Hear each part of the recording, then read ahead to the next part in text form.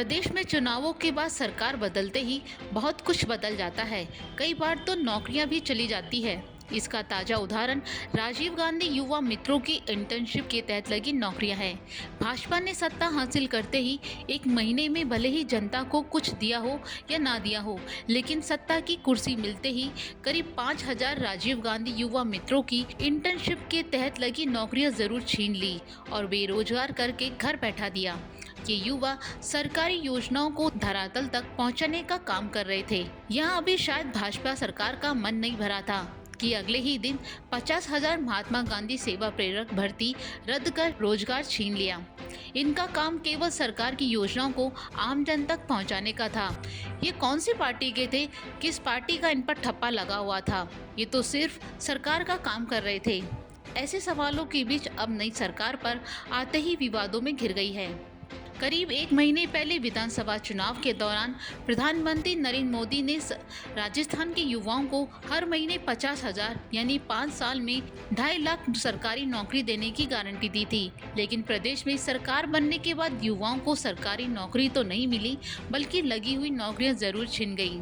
महात्मा गांधी प्रेरकों की भर्ती की घोषणा तत्कालीन मुख्यमंत्री अशोक गहलोत ने वित्तीय वर्ष 2023-2024 के बजट में बिंदु संख्या 133 पर की थी। इस भर्ती के लिए 13 अगस्त 2023 को विज्ञप्ति भी जारी की गई थी।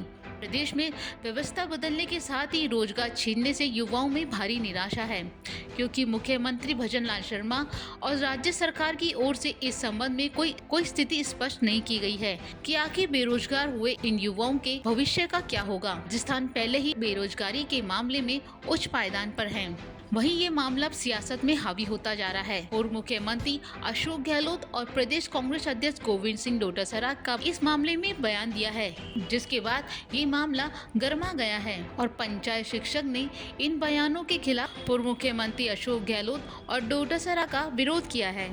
दरअसल मुख्यमंत्री अशोक गहलोत और प्रदेश कांग्रेस अध्यक्ष गोविंद सिंह डोटासरा ने कहा, हमने पंचायत सहायकों को स्थायी किया था, जबकि ये भाजपा द्वारा लगाए गए थे। पूर्व मुख्यमंत्री अशोक गहलोत ने कहा कि नई सरकार को इन योजनाओं के नाम से परेशानी थी तो राजीव गांधी सेवा केंद्रों की तरह नाम बदलकर अटल बिहारी वाजपेयी का नाम कर सकती थी। प्रदेशवासी जानते हैं कि पिछले कार्यकाल में भाजपा सरकार द्वारा अस्थायी तौर पर लगाए गए पंचायत सहायकों को हमारी सरकार ने स्थायी कर उनका वेतन बढ़ाया था। ऐसी ही सकारात्मक सोच से नई सरकार को भी राजीव गांधी युवा मित्र इंटर्नशिप कार्यक्रम और अन्य योजनाओं को जारी रखना चाहिए था। वहीं प्रदेश कांग्रेस अध्यक्ष गोविंद सिंह डोटासरा ने कहा कि राजीव गांधी युवा मित्रों को हटाने के बाद भाजपा सरकार द्वारा लगाए गए 50,000 महात्मा गांधी सेवा प्रेरकों की भर्ती प्रक्रिया रद्द करना युवाओं के भविष्य पर कुठाराघात है।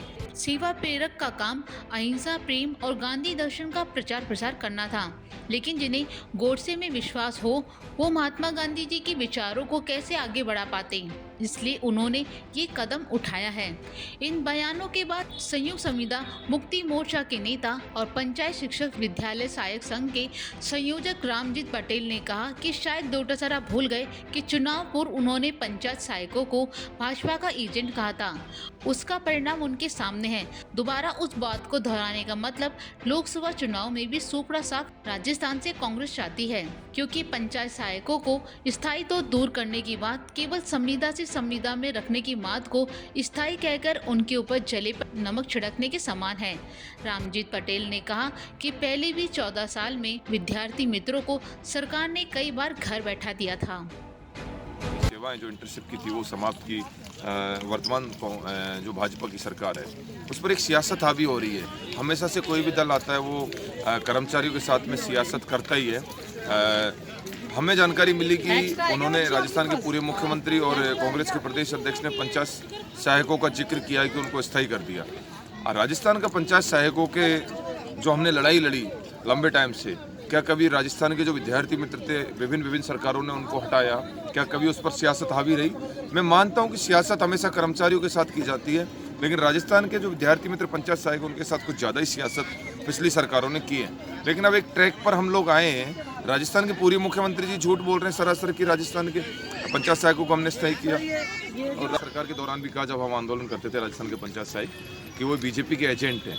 और आज जब सरकारें स्थायी करने की मानस किसी सरकार ने बनाया नहीं है, लेकिन सरकार बनी नहीं भाजपा की, उससे पहले हमारे ऊपर आरोप लगाए जा रहे हैं कि तो भाजपा के द्वारा लगाए गए थे और इनको हमने स्थायी कर दिया। जबकि सच ये है कि राजस्थान के विद्यार्थी मित्रों को पिछली सरकारों ने इनका शोषण ही किया है और हमें तो उम्मीद है कि भाजपा सरकार से हमने चुनाव में उनका साथ दिया, सभी चीज़ें की, तो वो हमें स्थायी करेगी। लेकिन इतना बड़ा झूठ राजस्थान के पूर्व मुख्यमंत्री जी, कांग्रेस के प्रदेश अध्यक्ष जी को नहीं बोलना चाहिए। हाँ, ये सत्य जरूर है। सरकार बदलते ही संविदा कर्मियों की नौकरियों का जाना अब आम हो गया है। अब यहाँ देखने वाली बात होगी कि राजीव गांधी युवा मित्रों की इंटर्नशिप के तहत लगी नौकरियां और महात्मा गांधी प्रेरकों को मिली नौकरियों पर भाजपा सरकार क्या फैसला लेती है।